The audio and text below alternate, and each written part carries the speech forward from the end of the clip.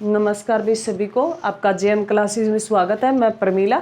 और जो हमारी इंडियन पॉलिटी को लेके जो हमारी सीरीज चल रही थी, आज जो हमारी क्लास रहेगी वो 18वें नंबर की क्लास रहेगी। इंडियन पॉलिटी में हमारी जो क्लास रहेगी वो 18वें नंबर की क्लास रहेगी। जो हम इंडियन पॉलिटी में जो पढ़ रहे थे भी मौलिक अधिकार, जो हमारा आज मौलिक अधिकार से संबंधित सेकंड है ये वीडियो रहेगी। इससे पहले मौलिक अधिकार से संबंधित 2 वीडियो आ चुकी है, ये थर्ड है भी, तो ये ध्यान रखना। मौलिक अधिकार से संबंधित ये वीडियो थर्ड वीडियो रहेगी। तो हम अपनी क्लास शुरू करते हैं भी। जय माँ सरस्वती का नाम ले सभी बच्चे। इंडियन है पॉलिटी में हम क्या करेंगे भी, आज मौलिक अधिकार से संबंधित ये हमारी थर्ड वीडियो है भी, पार्ट है थर्ड है भी, तो ये ध्यान रखना। इससे पहले मौलिक अधिकार से संबंधित पार्ट 2 आगे है। पार्ट 1 में हमने भाग 3 किया था। भाग 3 में किसका जिक्र था? मौलिक अधिकार का जिक्र था, और जो आर्टिकल 12 से 35 वर्णन मिलता है भी। और मौलिक अधिकार हमने किस देश से लिया है? यूएसए से लिया है भी। किस देश से लिया है? यूएसए से लिया है। एग्जाम में बहुत बार पूछा गया है भी मौलिक अधिकार है वो हमने किस देश से लिया है? यूएसए से लिया है। और जो मौलिक अधिकार है कौन से भाग में पढ़ते हैं? थर्ड भाग में पढ़ते हैं। और मौलिक अधिकारों का आर्टिकल है किसमें जिक्र है? ये 12 से 35 जिक्र है। तो उसके बाद जो मौलिक अधिकार मूल संविधान में कितने थे? मूल संविधान में मौलिक अधिकार 7 थे, और वर्तमान में कितने हैं? 6 है। मैंने 7 तो वो इकट्ठे लिखाए थे फर्स्ट वीडियो में। सेकेंड वीडियो मौलिक अधिकारों से संबंधित है, उसमें मैंने जो हर एक मौलिक अधिकार का मैंने डीपली जो सारे आर्टिकल वो बताने का काम किया। कल हमारे 2 ही पार्ट हुए थे, जिसमें हमने समानता का अधिकार और स्वतंत्रता का अधिकार, समानता का अधिकार जो आर्टिकल 14 से 18 हमने कंप्लीट कर लिया था। 14, 15, 16, 17, 18 आर्टिकल सारे कर लिए थे। उसके बाद अगर बात करें जो सेकंड मौलिक अधिकार था, स्वतंत्रता का अधिकार था, जिसमें आर्टिकल है 19 से 22 जिक्र थे, वो सारे के सारे हमने कर लिए थे भी। हमने 19 कर लिया, 19 ए कर लिया, और 20 कर लिया, 21 कर लिया और 22 कर लिया, सारे के सारे मौलिक कर लिए मौलिक अधिकार। आज जो हमारे बच गए भी थर्ड जो है, थर्ड मौलिक अधिकार है वो क्या है? थर्ड मौलिक अधिकार क्या है भी? शोषण के विरुद्ध अधिकार थर्ड मौलिक अधिकार है। यहां से क्योंकि मौलिक अधिकार मोस्ट इंपोर्टेंट पॉलिटी का जो भाग है, मोस्ट इंपोर्टेंट है भी। शोषण के विरुद्ध थर्ड जो मौलिक अधिकार है वो कौन सा है भी? शोषण के विरुद्ध अधिकार भी। शोषण के विरुद्ध अधिकार है जो आर्टिकल है 23 से 24 जिक्र है भी। शोषण के विरुद्ध जो मौलिक अधिकार है उसका आर्टिकल 23 है, 24 में जिक्र है। आर्टिकल 23 में किसका जिक्र है? आर्टिकल 23 में मानव के दुर्व्यवहार और बालक श्रम पर निषेध है भी। आर्टिकल है 23 में बोला गया है भी मानव का जो दुर्व्यवहार है उस पर और बालक के श्रम पर निषेध किया गया है भी, रोक लगा दी गई है। मानव के दुर्व्यवहार और शोषण के विरुद्ध जो अगर मानव कोई दुर्व्यवहार कर रहा है और बालक के जो बालक जो श्रमिक होते हैं, बालक मजदूर जो मान लो होटल वगैरह में जो काम करते हैं, तो उन पे जो निषेध रोक लगाने का काम किया वो कौन से आर्टिकल में? आर्टिकल के तहत है, आर्टिकल है 23 के तहत। आर्टिकल 24 में बोला गया है बालक श्रम निषेध है। बालक जो है, बालक जो बालकों से, छोटे बच्चों से, 6 से 14 वर्ष के बच्चों से जो मजदूरी करवाई जाती है वो उसमें रोक लगा दी गई है। सिर्फ 2 क्षेत्र छोड़े गए, एक मनोरंजन और घरेलू उद्योगों को छोड़कर बाकी सारे उद्योगों पर है पाबंदी, ये रोक लगा दी गई है। ये ध्यान रखना। शोषण के विरुद्ध किनका शोषण हो रहा है? मानव का, और जो बच्चों का शोषण हो रहा है उस पर रोक लगा दी गई है। आर्टिकल 23 में बोला गया है मानव के दुर्व्यवहार और छोटे बच्चों के जो श्रम निषेध है, उनके जो छोटे बच्चों श्रमिक जो होते हैं, मजदूरी जो काम करवाते हैं, उस पर रोक लगा दी गई आर्टिकल 23 में। और 24 में कहा है भी मनोरंजन और घरेलू उद्योगों को छोड़कर बाकी सभी जो बाल श्रम है, जो मजदूरी है, उस पर रोक लगा दी गई है। निषेध होता भी रोक लगा देना। उसके बाद अगर हम बात करें जो फोर्थ जो है मौलिक अधिकार फोर्थ है, उसमें किसका जिक्र है? धार्मिक स्वतंत्रता का अधिकार भी। धार्मिक है स्वतंत्रता का अधिकार है भी, कोई भी धर्म अपना सकता है भी। भारत में सभी धर्म के लिए छूट है, कोई भी भारतीय अपना इच्छुक है वो कोई भी धर्म अपना सकता है। धार्मिक स्वतंत्रता का अधिकार है वो आर्टिकल है 25 से 28 वर्णन है भी। धार्मिक है स्वतंत्रता का अधिकार है वो 25 से 28 वर्णन है, जिसमें आर्टिकल 25 में बोला गया है भी भारत के किसी भी नागरिक को अपने अंतर्मन के आधार पर कोई भी धर्म अपनाने का अधिकार है भी। आर्टिकल 25 में बोला गया है कि भारत का कोई भी नागरिक अपनी इच्छा से कोई भी धर्म अपना सकता है और उसका प्रचार प्रसार कर सकता है। उसके बाद अगर बात करें आर्टिकल 26 में, आर्टिकल 26 में अगर वो कोई भी धर्म अपना लेता है तो उस धार्मिक कार्यों के प्रबंधन की भी स्वतंत्रता है। उसे अपने धर्म के जो प्रबंधन करता है, प्रबंधन के लिए जो व्यवस्था की जाती है अपने धर्म की, उसके लिए वो आजाद है भी, स्वतंत्र है। आर्टिकल 1 में 25 में बोला गया भी जो भारत का नागरिक है कोई भी धर्म अपना सकता है। सेकंड में बोला गया भी कोई भी धर्म अपना लिया तो उसके वो प्रबंधन के लिए भी स्वतंत्र है। उसके बाद बात करें आर्टिकल 27 में भारत का कोई भी नागरिक किसी भी धर्म के लिए किसी भी प्रकार की कर देने के लिए बाध्य नहीं है भी। भारत का कोई भी नागरिक किसी के धर्म, मान लो भारत का कोई भी नागरिक किसी धर्म के लिए किसी भी प्रकार का कोई कर देने के लिए बाध्य नहीं है। मान लो जैसे हिंदू धर्म में अगर कोई कह दे भी अगर आपको कर देना होगा, मान लो सपोज करिए सरकार भी कह दे, तो हम आर्टिकल है किसके तहत है सुप्रीम कोर्ट जा सकते हैं। आर्टिकल है हम 28-27 के तहत है हम सुप्रीम कोर्ट का दरवाजा खटखटा सकते हैं। हम कोई कर देने के लिए धर्म के नाम पर हम बाध्य नहीं है भी। उसके बाद अगर बात करें जो आर्टिकल 28 में लिखा है भारत के शिक्षण संस्थानों, भारत के शिक्षण संस्थान किसी भी धर्म की शिक्षा नहीं देंगे भी। भारत के आर्टिकल जो 28 में लिखा है कि भारत के कोई शिक्षण जो संस्थान है, भारत के कोई शिक्षण संस्थान है उसमें वो किसी प्रकार की धार्मिक शिक्षा नहीं देंगे। ये आर्टिकल 28 में बोला गया है भारत के किसी भी शिक्षण संस्थान में किसी भी धर्म की शिक्षा नहीं दी जाएगी भी। उसके बाद अगर बात करें भी मौलिक अधिकार 5वां भी हमने 4 कर लिया भी। 4वां मौलिक अधिकार है जो चौथा मौलिक अधिकार है उसमें धार्मिक स्वतंत्रता का अधिकार है जो आर्टिकल 25 से 28 है भी स्वतंत्रता का अधिकार है। आर्टिकल 25 में बोला गया है भी भारत का कोई भी नागरिक किसी भी धर्म को अपना सकता है वो अपनी इच्छा के अनुसार। आर्टिकल 26 में बोला गया है भी धार्मिक जो उन्होंने धर्म अपना लिया उसके प्रबंधन के लिए वो आजाद है भी। आर्टिकल 27 में बोला गया है भी भारत का जो कोई नागरिक कोई भी धर्म के नाम पर वो किसी प्रकार का कर देने के लिए बाध्य नहीं है। उसके बाद अगर बात करें आर्टिकल 28 में बोला गया है भारत के शिक्षण संस्थान किसी भी धर्म की शिक्षा नहीं देंगे भी। भारत में जो शिक्षण संस्थान है वो किसी भी प्रकार की धार्मिक शिक्षा नहीं देंगे। उसके बाद अगर बात करें जो मौलिक अधिकार 5वां है जिसमें लिखा है भी शिक्षा एवं संस्कृति का अधिकार। जो मौलिक अधिकार 5वां भी शिक्षा एवं संस्कृति का अधिकार जो आर्टिकल है 29 से 30 वर्णन है भी। जो 5वां भाग है शिक्षा एवं संस्कृति का अधिकार भी शिक्षा से संबंधित है जो 29 से 30 है भी। आर्टिकल 29 में लिखा है अल्पसंख्यकों, मान लो एससी और एसटी को उनके सामाजिक और आर्थिक हितों का संरक्षण भी। जो शिक्षा और संस्कृति है ऐसे जो अल्पसंख्यक लोग हैं जो पिछड़ी जाति के लोग हैं उनके सामाजिक और आर्थिक संबंधी जो संरक्षण की बात की गई है, हितों के संरक्षण की बात की गई है वो कौन से आर्टिकल में 29 में। आर्टिकल 30 की बात करें आर्टिकल 30 में अल्पसंख्यकों को खुद का शिक्षण संस्थान चलाने का भी अधिकार है भी। अल्पसंख्यक जो पिछड़े एरिया है वहां वो खुद का अपना शिक्षण संस्थान भी चला सकते हैं, ये उनको अधिकार दिया गया आर्टिकल 30 के तहत। ये हमारे जो हमने मौलिक अधिकार 5 कर लिया। उसके बाद जो मोस्ट इम्पोर्टेंट था ये मैंने छठा लिख दिया, वैसे 7वां था भी ये, क्योंकि जो छठा मौलिक अधिकार था वो छठा मौलिक अधिकार कौन सा था? संपत्ति का अधिकार था। अभी छठा मौलिक अधिकार कौन सा था? संपत्ति का अधिकार था। और जो आर्टिकल 31 में वर्णन मिलता था संपत्ति का मौलिक अधिकार 44वें संविधान संशोधन 1978 के तहत उसे हटाकर उसको कानूनी अधिकार का दर्जा दे दिया गया जो आर्टिकल 30A में जोड़ दिया गया। ये हमने मौलिक अधिकारों से संबंधित जो हमारी फर्स्ट वीडियो थी उसमें ये मैंने बात है सारी की सारी बात लिखवाने का काम किया है भी, और एग्जाम में बहुत बार पूछ लिया गया क्योंकि मूल सभी जो मौलिक अधिकार है पहले 7 थे और अब वर्तमान में 6 हैं, तो संपत्ति के अधिकार को हटा दिया गया है मौलिक अधिकार में। उसके बाद अगर बात करें जो हमारा बच गया संवैधानिक उपचारों का अधिकार, लास्ट जो मौलिक अधिकार है वो क्या है?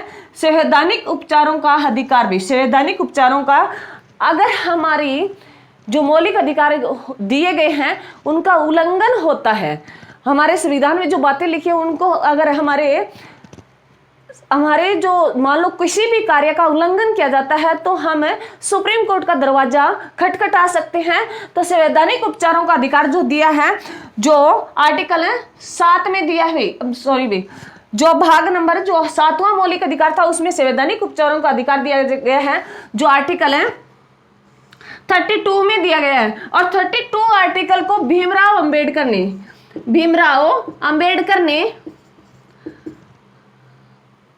अंबेडकर ने संविधान की आत्मा कहा है। भीमराव अंबेडकर ने संविधान की आत्मा कहा है। आत्मा और हृदय कहने वाले कौन थे भी? संविधान। आर्टिकल 32 को संविधान की आत्मा और हृदय कहने वाले कौन थे? भीमराव अंबेडकर थे। और एग्जाम में क्वेश्चन ऐसा पूछ सकता है भी संवैधानिक उपचारों को संविधान की आत्मा और हृदय कहने वाले भी कौन थे? भीमराव अंबेडकर थे। और प्रस्तावना को संविधान की आत्मा और हृदय कहने वाले कौन थे? कमेंट में जरूर लिखे भी।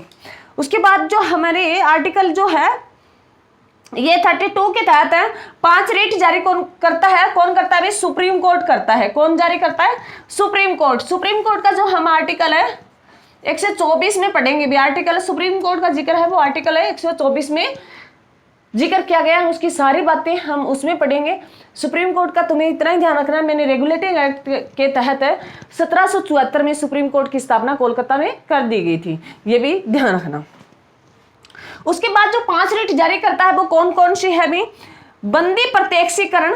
बंदी एग्जाम में बहुत बार पूछी गई है भी, इनमें से कौन सी रिट नहीं है, कौन सी है, क्या इनमें ये सभी है, नहीं है, वो क्वेश्चन ऐसे पूछता है। तो 5 रिट पहली है भी बंदी प्रत्यक्षीकरण। बंदी प्रत्यक्षीकरण इसका मीनिंग होता है भी सशरीर प्रस्तुत करो। जिस बंदे को गिरफ्तार किया गया है उसको सशरीर सामने प्रस्तुत किया जाए, तो बंदी प्रत्यक्षीकरण है भी जिसको बंदा बना लिया गया उसे प्रत्यक्ष से सशरीर प्रस्तुत किया जाए भी। उसके बाद है परमादेश। परमादेश हम आदेश देते हैं, कौन देता है भी? सुप्रीम कोर्ट आदेश देता है। सुप्रीम कोर्ट इनका उल्लंघन करता है भी। सुप्रीम कोर्ट अगर हमारे किसी भी मौलिक अधिकार का उल्लंघन होता है तो हम सुप्रीम कोर्ट के इन 5 रिटों का हम सहारा ले सकते हैं और सुप्रीम कोर्ट हमारे न्याय में जरूर साथ देता है। विबंदी प्रत्यक्षीकरण है सशरीर प्रस्तुत करना भी। परमादेश में है हम आदेश देते हैं, कौन करता है? सुप्रीम कोर्ट करता है। निषेध है या प्रतिषेध है, रोक देना भी। कोई भी फैसला है सुप्रीम कोर्ट रोक सकता है। अगर मान लो किसी से भूमि से संबंधित कोई फैसला है तो उसको कौन रोक सकता है? सुप्रीम कोर्ट रोक सकता है, निषेध कर सकता है भी या प्रतिषेध कर सकता है। उसके बाद बात करें उत्प्रेषणा। उत्प्रेषणा में बोला गया है बिन निर्णय आ जाने के बाद भी सुप्रीम कोर्ट कार्रवाई कर सकता है। अगर हाई कोर्ट किसी जमीन विवाद को लेकर अगर कोई निर्णय दे देता है तो हम रिट का सहारा ले सकते हैं और वो बीच में सुप्रीम कोर्ट उसे रोक सकता है भी। निर्णायक कोई भी निर्णय अंतिम फैसला दे देता है तो सुप्रीम कोर्ट है उसको रोक सकता है। उसके बाद जो अंतिम हमारी रिट है अधिकार परीक्षा भी। अधिकार है परीक्षा किस अधिकार से? अधिकार परीक्षा में दिया है भी किस अधिकार से आपने ये कहा? सुप्रीम कोर्ट है, हाई कोर्ट है, इनसे ये बात पूछ सकता है भी किस अधिकार से आपने ये किया भी। तो हमारी ये 5 रिट थी, 5 रिट है, इसको हम एक ट्रिक के साथ पढ़ेंगे ताकि आपको ये 5 रिट याद हो जाए। और ये एग्जाम में बहुत बार पूछी गई है, बहुत बार पूछी गई है। मैं यहाँ ट्रिक लिख रही हूँ भी, इसमें ट्रिक लिख रही हूँ। बंदी पति परमेश्वर उसका अधिकार भी। बंदी पति परमेश्वर है उसका अधिकार है। ये 5 रिट है भी, ये 5 रिट है जो कौन जारी करता है? सुप्रीम कोर्ट करता है भी। सुप्रीम कोर्ट जारी करता है। ये पांचों रिट यहाँ कवर होती है भी। बंदी प्रत्यक्षीकरण, प्रतिषेध, परमादेश, उत्प्रेषणा, अधिकार परीक्षा भी। मैं दोबारा पढ़ रही हूँ। बंदी प्रत्यक्षणा, प्रतिषेध जिसे निषेध भी बोलते हैं, परमादेश हम आदेश देते हैं, उत्प्रेषणा उसका मतलब उसका उत्प्रेषणा जो निर्णय आ जाने के बाद भी रोक देना। बंदी प्रत्यक्ष सशरीर प्रस्तुत करना, ऐसे मीनिंग भी पूछता है। ये जो मैंने मीनिंग लिखने के काम किए एग्जाम में पूछे गए हैं। विबंदी प्रत्यक्ष करना का क्या मतलब है? सशरीर प्रस्तुत करना। प्रतिषेध रोक देना भी, रोक है देना। परमादेश हम आदेश देते हैं, उत्प्रेषणा, निर्णय आ जाने के बाद रोक देना भी। अधिकार परीक्षा, किस अधिकार से, ये मीनिंग है, पूछे गए हैं। तो आप पांचों रीट इससे याद हो जाएगी। बंदी पति परमेश्वर उसका क्या है, अधिकार है भी।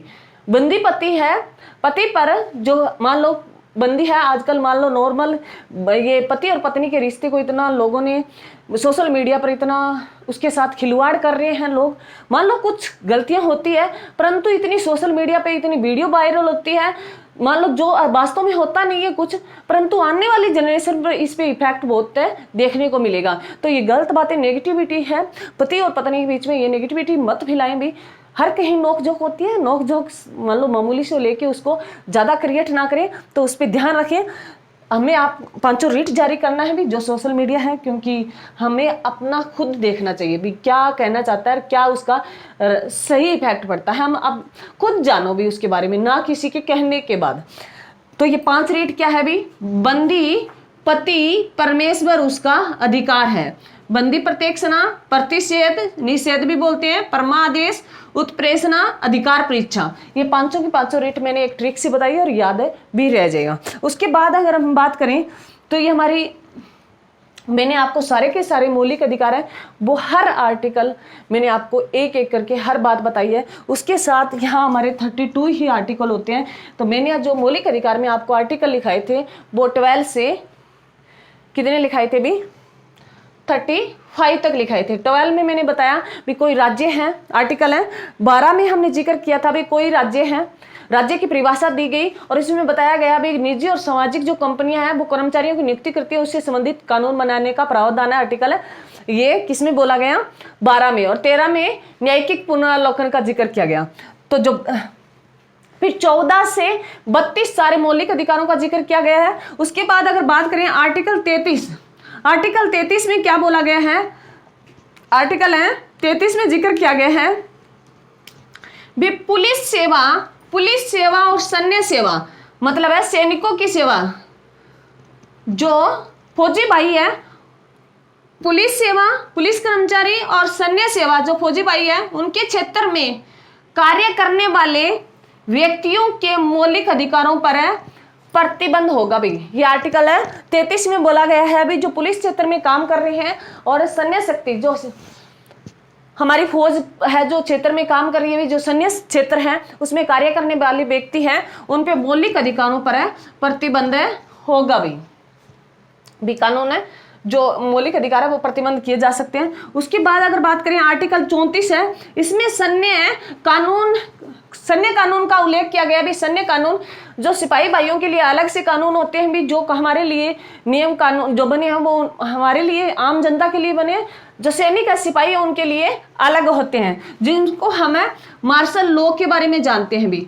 जो सिपाहियों के लिए, जो फौजी भाई है, उनके लिए जो कानून होते हैं, अगर वो मान लो एक फौजी बन के अगर देश के साथ कुछ करता है तो उनके मार्शल लॉ है वो अलग होते हैं, उनके जो कानून बनाए गए वो अलग प्रावधान दिया गया है, उनको मार्शल लॉ बोलते हैं। उसके बाद अगर बात करें आर्टिकल है 35 में, आर्टिकल 35 में बोला गया है भी मौलिक अधिकारों से संबंधित कानून है संसद में निहित है भी। मौलिक अधिकारों से संबंधित जो कानून बनाना है उसके पावर किसके हाथ में है, संसद के हाथ में है। और संसद से मैं तुम्हें बताती हूँ भी संसद में क्या क्या है, लोकसभा, राज्यसभा और प्रेसिडेंट। लोकसभा, राज्यसभा और प्रेसिडेंट, ये तीनों से मिलकर संसद बनती है भी। हमारी जो न्यायपालिका, हमारी जो विधायिका है उसमें लोकसभा, राज्यसभा और प्रेसिडेंट इन तीनों से मिलकर बनती है। तो ये ध्यान रखना, जो मौलिक अधिकारों से संबंधित कानून बनाना हो तो इसकी शक्ति किसके पास है, ये संसद के हाथों में निहित है। तो ये ध्यान रखना। जो आर्टिकल 33 में बोला गया पुलिस और सैनिक है जो क्षेत्र में जो कार्य करने वाले लोग हैं उनके मौलिक अधिकारों को प्रतिबंध कर सकते हैं। और इसमें जो आर्टिकल 34 में लिखा है, इसमें जो सैन्य कानून है उनका उल्लेख है किया गया, उन मार्शल लॉ का जिक्र किया गया है भी।